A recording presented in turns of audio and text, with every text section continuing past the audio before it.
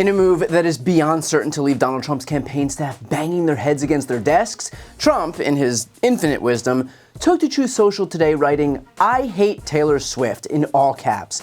Now, let's level set for a moment here. Taylor Swift is the biggest star on the face of the earth. She commands the affection and attention of literal hundreds of millions of people, but especially young people, a group that Trump is in trouble with right now heading into November.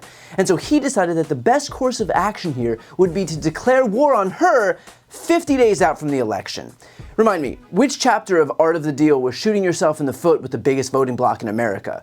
Of course, Trump's supporters are already trying to cope with this Taylor Swift endorsement of Kamala Harris. One guy tweeted, "As soon as the Swifties realize they can't vote from their phone and have to go wait in line, this will all be forgotten." To which a Swift fan responded, "Saying Swifties won't vote because we won't want to wait in line, of all things, is so funny. That's probably one of our top 3 skills." A reference to the fact that they will wait for hours and hours and hours online to get her music and enter her concerts. But hey, copium is a hell of a drug.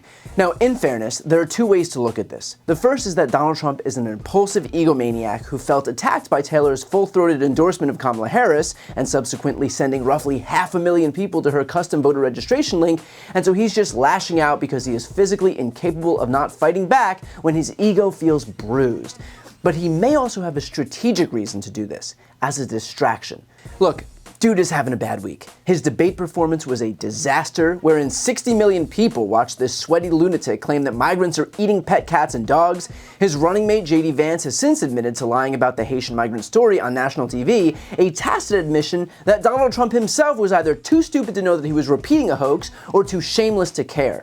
The fallout from that debate has brought us a raft of polling showing him down as many as 5 points against Kamala Harris nationally, and so let's be real here. The guy has a vested interest in doing whatever he can to change the narrative. If that means waging a culture war against Taylor Swift, so be it. And that's a point, by the way, that Pete Buttigieg made on air. But just to see the impact that something like this could be having on people's lives, what do you make of what's happening? This is a strategy. And there's even more to it than demonizing immigrants, although that's obviously part of what he's doing. This is a strategy to get us talking about the latest crazy thing that he did, whatever urban legend he amplifies. Right now it's about people eating cats or geese or whatever, because he cannot afford for us to be talking about his record.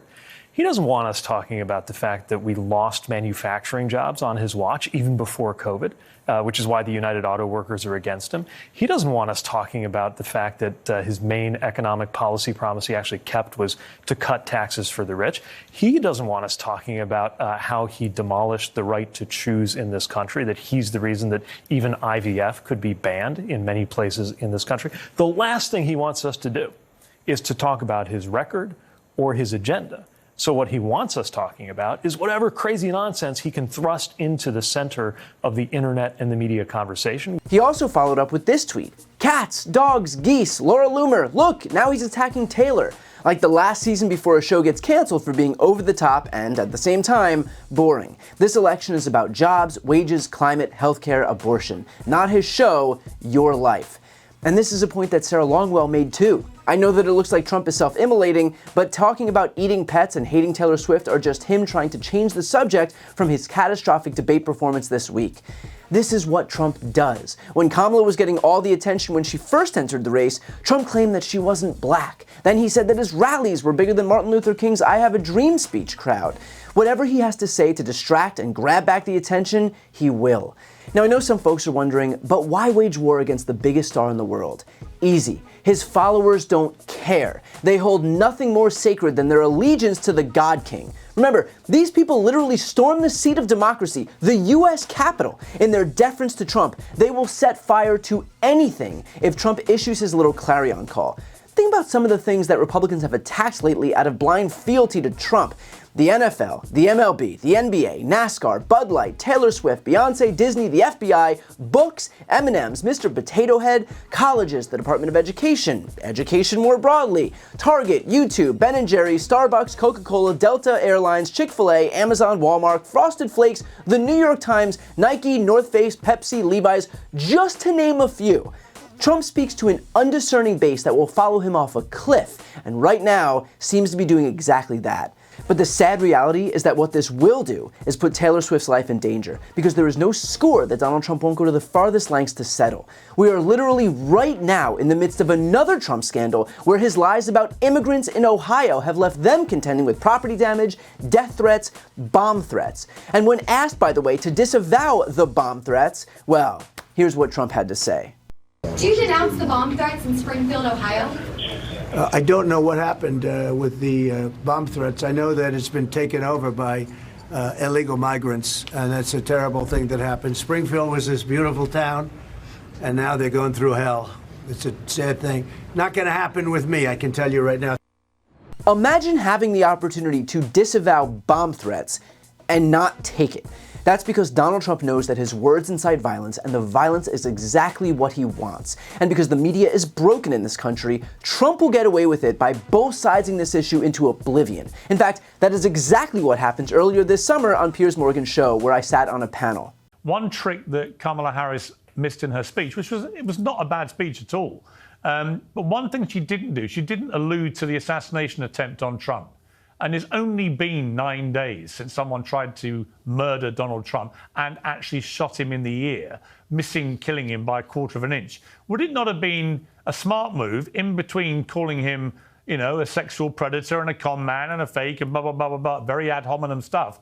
Would it not have been a smart move in terms of unity had she just taken a moment to acknowledge the assassination attempt and say how pleased she was that he survived it? Something of that nature. Piers, I find it so bizarre that the onus is always on the Democrats, it's always on the adults in the room to create unity. Where was everybody for the last 6 years calling for unity when Donald Trump was president? And, as far as the violence is concerned, I feel like any effort to try to pin, again, the onus on Democrats in terms of lowering the temperature in this country is just a testament to the fact that the Republicans are graded on the curve. Remember, it was not the Democrats, while we're talking about political violence, it wasn't the Democrats who laughed at Paul Pelosi being bludgeoned with a hammer. That was Donald Trump. It wasn't Democrats who called for military tribunals for Liz Cheney. That was Donald Trump. It wasn't Democrats who laughed at a kidnapping plot against Gretchen Whitmer. That was Donald Trump. It wasn't Democrats who called for General Mark Milley to be executed. That was Donald Trump. It wasn't Democrats who posted a baseball bat photo with Alvin Bragg and threatened death and destruction if he was charged. So in all of these examples, Piers, it is not the Democrats who've done this. It's not the Democrats who've validated the use of political violence as a tool in this country. And it shouldn't be on the Democrats all of a sudden to be the adults in the room. The violence we see coming from Trump is not a bug, it is a feature. It's a recurring theme. It's an express strategy to get what they want. And when Trump writes, "I hate Taylor Swift" in all caps, mark my words, he knows what he's doing. And he knows what the practical impact of that post is going to be. But still he does it because the violence is the point. So if you're still undecided in this country heading into November, Donald Trump's dystopian policy proposals aside, do you really want someone in office whose principal weapon is to try and have his political opponents hurt or even worse, killed? That's what's on the ballot this November. Before you go, just a quick note, if you'd like to see more of my content, which is always free of advertising, sponsorships, and paywalls, please make sure to subscribe to this channel using the subscribe button right here on the screen. And if you'd like to support my work even further, you can grab a copy of my instant #1 New York Times selling book, Shameless, available for sale right now. That link is also on the screen. Thanks so much for watching.